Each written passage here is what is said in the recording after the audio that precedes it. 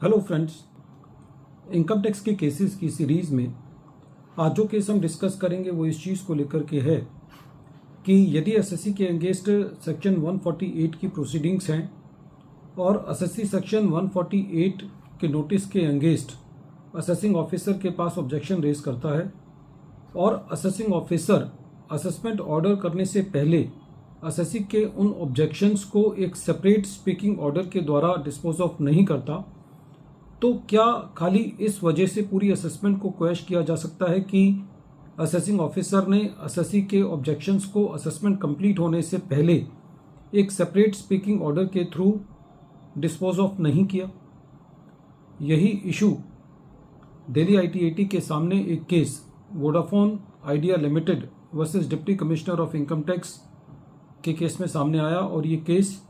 का ITA number 7730/Del/2025 है और केस का जजमेंट 20 मई 2026 को आया। प्रेजेंट केस फाइनेंशियल ईयर 2005-06 से रिलेटेड है। प्रेजेंट केस में एसएससी के अगेंस्ट सेक्शन 148 की प्रोसीडिंग्स इनिशिएट की गई थी। एसएससी ने सेक्शन 148 के नोटिस के अगेंस्ट एक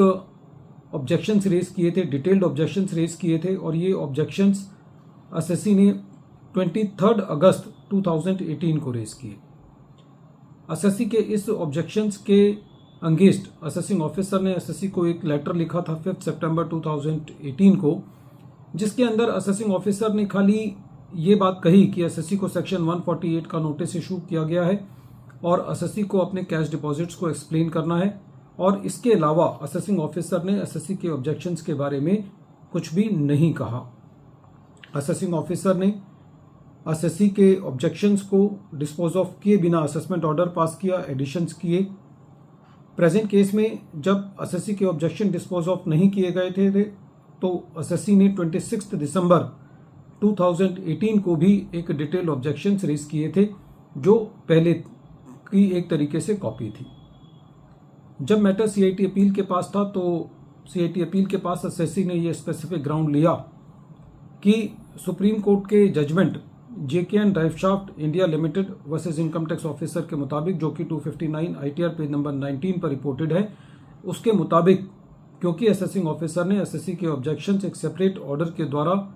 असेसमेंट से पहले डिस्पोज ऑफ नहीं किए, तो खाली इस वजह से एसएससी की असेसमेंट जो है वो क्वेश की जानी चाहिए और सीआईटी अपील ने एसएससी के इस ग्राउंड को माना और असेसमेंट को क्वेश किया। रेवेन्यू इस मैटर को ट्रिब्यूनल में लेकर के गया और जब ट्रिब्यूनल ने इस मैटर को सुना तो ट्रिब्यूनल ने पाया कि जो असेसिंग ऑफिसर है उसने एक judgment Home Finders Housing Limited versus income tax officer को रिलाई किया है। इस पर ट्रिब्यूनल का ये कहना था कि जो अबव जजमेंट है जिस पर रेवेन्यू रिलाई कर रहा है उसकी जो एसएलपी थी वो सुप्रीम कोर्ट ने इन लिमाइन डिसमिस की थी और ट्रिब्यूनल का ये कहना था कि यदि कोई एसएलपी इन लिमाइन डिसमिस की जाती है तो उससे कोई लॉ लेट डाउन नहीं होता और इसलिए रेवेन्यू की जो रिलायंस थी home Finders Housing Limited versus income tax officer के केस की, उसको ट्रिब्यूनल ने कंसीडर नहीं किया। ट्रिब्यूनल का ये कहना था कि रेवेन्यू की ये दलील कि इस मैटर को रिमांड बैक किया जाना चाहिए एओ के पास ताकि एओ जो है वो एसएससी के ऑब्जेक्शंस को डिस्पोज ऑफ कर पाए, तो इस पर भी ट्रिब्यूनल ने रेवेन्यू की इस दलील को नहीं माना और मैटर को रिमांड बैक नहीं किया और ये कहा कि जो सीआईटी अपील ने असेसमेंट को क्वेश किया है वो जस्टिफाइड है। प्रेजेंट केस में रेवेन्यू का ये भी कहना था कि जो ऑब्जेक्शन डिस्पोज ऑफ किए गए रेवेन्यू के द्वारा वो 5 सितंबर 2018 को किए गए, लेकिन इस पर ट्रिब्यूनल का ये कहना था कि जो 5 सितंबर 2018 का लेटर है वो ऑब्जेक्शन डिस्पोज ऑफ करने का लेटर नहीं है, वो एक जर्नल लेटर है कि एसएससी को कैश डिपॉजिट्स के सोर्सेज को एक्सप्लेन करना है। प्रेजेंट केस में एसएससी ने काफ़ी सारे जजमेंट्स को और रिलाई किया, जिसमें से जो इंपॉर्टेंट जजमेंट्स हैं वो ferrous infrastructure private Limited versus deputy commissioner of Income Tax जो कि 2015 का जजमेंट है दिल्ली हाई कोर्ट का, और एक और judgment KSS Pattern Private Limited versus Assistant Commissioner of Income Tax जो कि 2016 का जजमेंट है बॉम्बे हाई कोर्ट का, उस पर भी एसएससी ने रिलाई किया। प्रेजेंट केस का रेशो ये कहा जा सकता है कि यदि एसएससी अपने टाइमली ऑब्जेक्शंस रेज करता है असेसिंग ऑफिसर के पास और असेसिंग ऑफिसर असेसमेंट को बिना उन ऑब्जेक्शंस को एक सेपरेट ऑर्डर के द्वारा डिस्पोज ऑफ किए बिना असेसमेंट करता है तो वो असेसमेंट वैलिड नहीं है और ऐसे केस में इवन रिमांड की भी आवश्यकता नहीं है। वीडियो के अंत में एक बार फिर मैं केस का नाम रिपीट कर रहा हूँ। केस का नाम है Vodafone idea limited versus deputy commissioner of Income tax और ये केस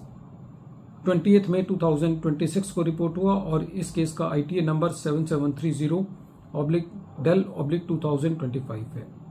थैंक यू फ्रेंड्स।